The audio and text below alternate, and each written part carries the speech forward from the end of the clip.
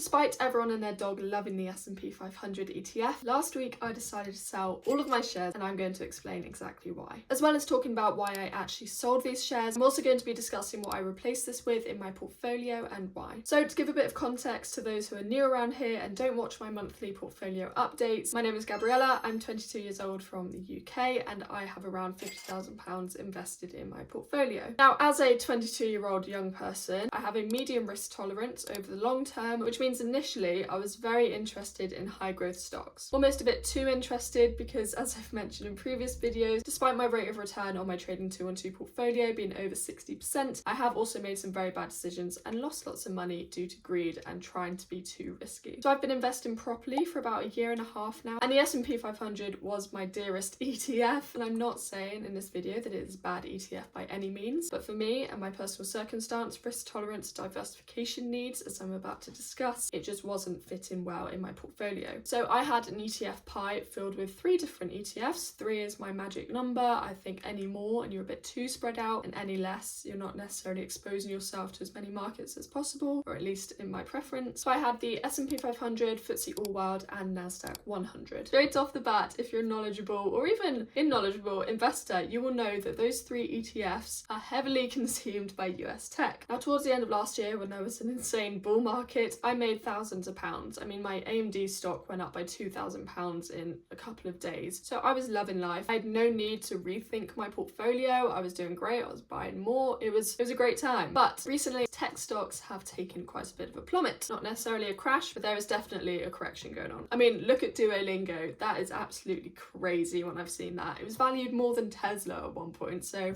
I'm really not surprised that's come down. And this was a sudden hit back to reality for me, because I thought, oh gosh, I am so heavily invested in tech. My portfolio has gone down by quite a few thousand over the past couple of weeks. Now, naturally, I'm not too stressed and I'm quite relaxed, for better words, because I am such a long-term investor and I have just taken this opportunity to buy more. But it has raised a point in my head, and something that I've been thinking about for ages but just not acted on, and that is that I am not diversified enough. I mean, already just looking at these 3 ETFs, FTSE All World, 60% of that is the S&P 500. I was just investing a lump sum into 3 different ETFs, which were practically covering the same thing. I mean, if I'm going to invest wholeheartedly in US tech, I might as well just put it into one ETF and that can grow exponentially. But no, I decided to split it across 3 different ETFs for some stupid reason. So we got to the point where I realized I had to get rid of one of my ETFs. And my main purpose for doing this is to increase my diversification and hopefully make my portfolio a bit more stable during volatile times like we're in at the moment. It was always in my mind that I was going to keep the FTSE All World, because you really can't get more diversified than that. So it was then a choice between my S&P 500 or my NASDAQ 100. Now, I decided on getting rid of my S&P 500 because, despite saying, oh, I'm too heavily invested in US tech, I still do think US tech is a massive grower and will be an insanely high growth sector for the next few years, decades even. And I like how concentrated the NASDAQ 100 is on US tech. So my FTSE All World was my main core diversification, and I've seen the NASDAQ 100 as my growth driver ETF. The S&P 500 was just sort of like a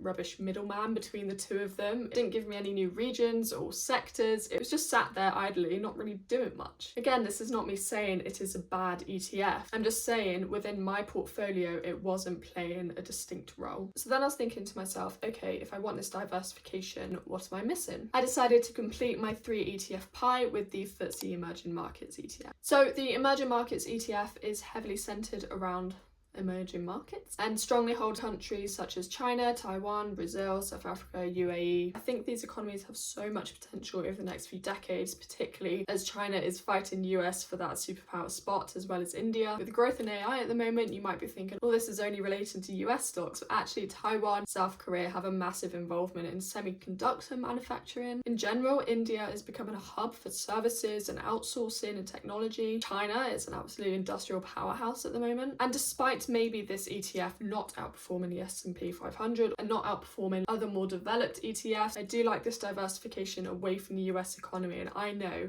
if the US economy drops, this ETF will likely be very unaffected. Despite saying this, there are obviously risks in this ETF. These countries are quite volatile politically and economically. I'm hoping the long-term growth won't be outweighed by these short-term fluctuations, as always. So despite rambling on about my choices in keeping the NASDAQ 100 and changing to the Emerging Markets ETF, I'm actually not going to be investing that much money into them. So my new pie allocation is now 70% FTSE All World, 20% NASDAQ 100 and 10% Emerging Markets. I could go back and forth all day changing these numbers based off risk, based off performances, based off speculation of how they're all going to perform. I'm just choosing a split that matches my risk tolerance, still quite heavily invested in US tech, but also having diversification in other economies, other sectors, both developed and emerging. But I've come to realise that I've been slightly overcomplicating my investing journey. I think I've been getting too excited and putting too much money into different individual stocks or different ETFs, but actually putting majority of my money into a solid FTSE All World ETF is actually going to do me the best in the long term. Still adding that slight risk by adding 20% into the NASDAQ 100, but again allocating that geographical diversity by putting 10% into my Emerging Markets ETF. The main message I want to convey in this video is not that the S&P 500 is rubbish, not that you should go sell all of your stocks, but simply that it is wise to reevaluate sometimes and to take a step back and just understand what your intentions actually are. If you've been investing for a while and your risk tolerance was quite high when you started, but now it's medium, you need to balance out your portfolio a bit to imply that. I know, at least for now, that I feel safer knowing my money is more diversified. I've increased my contributions to my FTSE All World, and I've also gotten rid of a massive overlap, which was the S&P 500 in my portfolio. I would like to preface as well, despite having done quite well in the stock market so far, particularly last year where at one point I was up by £15,000, I'm still very much learning about investing. I'm not